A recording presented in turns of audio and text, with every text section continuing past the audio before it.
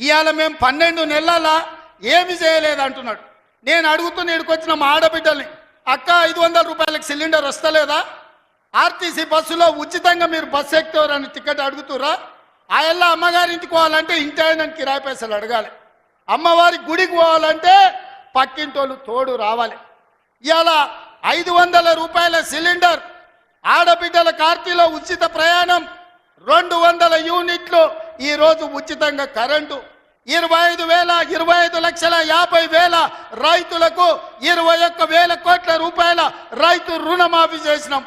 రైతు భరోసా కేసీఆర్ ఎగనామ పెడితే వచ్చిన ఎంబడే 7,625 కోట్ల రూపాయలు ఇవాళ రైతు భరోసా మొదటి విడత ఇచ్చినాం. రెండో విడత ఈరోజు రైతు భరోసాల 10,000 కోట్ల రూపాయలు, ఎకరాకు 12,000 సంవత్సరానికి ఇవాళ మనం మొదలు పెట్టినాం. మార్చి 31 లోపల ఈరోజు రైతు భరోసా నిధుల్ని రైతుల ఖాతాలో వేయదలుచుకున్నాం. నిరుద్యోగ యువకులకు 55,000 ఉద్యోగాలు ఇచ్చినాం. ఇవాళ ఆడబిడ్డలకు, మహిళా సంఘాలకు పాఠశాలలు నిర్వహించుకోనికి అమ్మ ఆదర్శ పాఠశాల ఇచ్చినాం. ఇవాళ పాఠశాల పిల్లలకు బట్టలు కుట్టే పని ఆడబిడ్డలకు ఇచ్చినాం. ఇవాళ 1000 మెగావాట్లు సోలార్ విద్యుత్తు ఆడబిడ్డలకు ఇవాళ నిర్వహించుకోవడానికి ఇచ్చినాం. ఇవాళ మహిళా సంఘాలకు 600 బస్సులు కొని ఆర్టీసీకి ఇవాళ కిరాయిలకు పెట్టే అవకాశం మా ఆడబిడ్డలకు ఇచ్చినాం. ఈ రకంగా చెప్పుకుంటూ పోతే ఈరోజు కొడంగల్ నారాయణపేట లిఫ్ట్ ఇరిగేషన్ మహబూబ్ నగర్కు తీసుకొచ్చినాం. 5,000 కోట్ల రూపాయలతో కొడంగల్ అభివృద్ధి పనులు, 1000 కోట్లు ఇవాళ నారాయణపేటలో అభివృద్ధి పనులు తీసుకున్నాం. పాలమూరు ప్రాజెక్టు పూర్తి చేయాలని ఇవాళ ముందుకు పోతున్నాం. ఈ రకంగా మేము వచ్చిన తర్వాత ఇంతకుముందే పొంగులేటి శ్రీనివాసరెడ్డి గారి నేతృత్వంలో ఆనాడు ఆగిపోయిన ఇందిరమ్మ ఇల్లు మళ్ళీ ప్రారంభించి నియోజకవర్గానికి 3,500 కాదు, అవసరమైతే 5,000 ఇల్లు ప్రతి నియోజకవర్గానికి 5 లక్షల రూపాయలు పేదవాడు ఇల్లు కట్టుకోవడానికి ఇవాళ ఉచితంగా ఇస్తున్నాం. నువ్వు ఎన్ని డబుల్ బెడ్రూమ్ ఇండ్లు ఇచ్చినావు 10 ఏళ్ళని నేను అడుగుతున్నా. సంవత్సరంలో 5 లక్షల ఇండ్లు మేము ఇస్తాం. ఆనాడు 10 ఏళ్ళ 25 లక్షల ఇందిరమ్మ ఇండ్లు మేము ఇచ్చినాం. నేను అందుకే ఇవాళ టీఆర్ఎస్ వాళ్ళకు ఒక సవాల్ విసురుతున్నా. చిత్తశుద్ధి ఉంటే మీరు రాండి. ఏ ఊర్లో అయితే ఇందిరమ్మ ఇండ్లు ఉంటాయో రేపు సర్పంచ్ ఎన్నికలలో మేము ఓట్లు అడుగుతాం.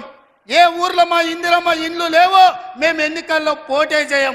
నువ్వు నీ డబుల్ బెడ్రూమ్ ఇండ్లు ఉన్న ఊర్లలోనే నువ్వు పోటీ చేయాలి. నీకు దమ్ముందా? నేను సూటిగా సవాలు విసురుతున్నా. శ్రీనివాసరెడ్డి గారిని కూడా సవాలు విసిరమని చెప్తున్నా. మా దామన్నను కూడా తోడుండమని నేను విజ్ఞప్తి చేస్తున్నా. ఏ ఊర్లో ఇందిరమ్మ ఇండ్లు ఉన్నాయో మేము ఆ ఊర్లోనే పోటీ చేస్తాం.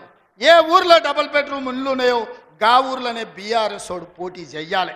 దానికి సిద్ధమైతే మా సవాల్ని స్వీకరించి మాట్లాడు. నువ్వేం చేసినావు, మేమేం చేసినావు ప్రజలకు అర్థమవుతుంది.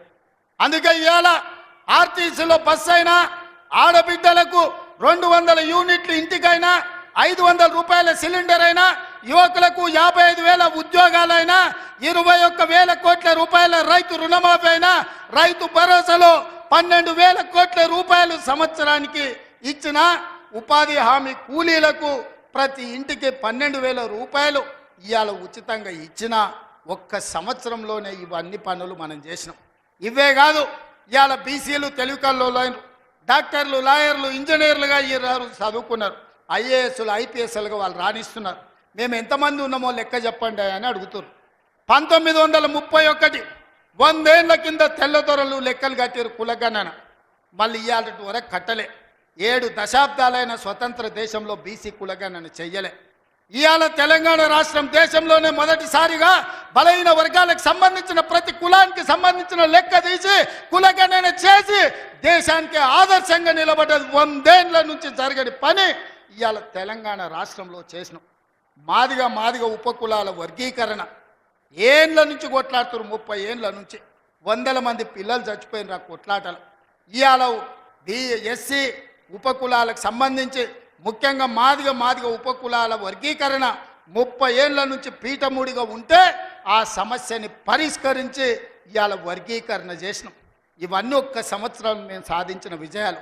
చంద్రశేఖరరావు, నీకు ఇవి కనిపిస్తలేవా? నీ కండ్లకి ఏమన్నా పసిరికలు వచ్చినాయా? నీ కండ్లు ఏమన్నా పచ్చగానే అని నేను అడుగుతున్నా. ఇవన్నీ మేము చేస్తలేమా? ఇవన్నీ నువ్వు సభకు వస్తే చర్చిస్తాం కదా. ఆయన రాడు.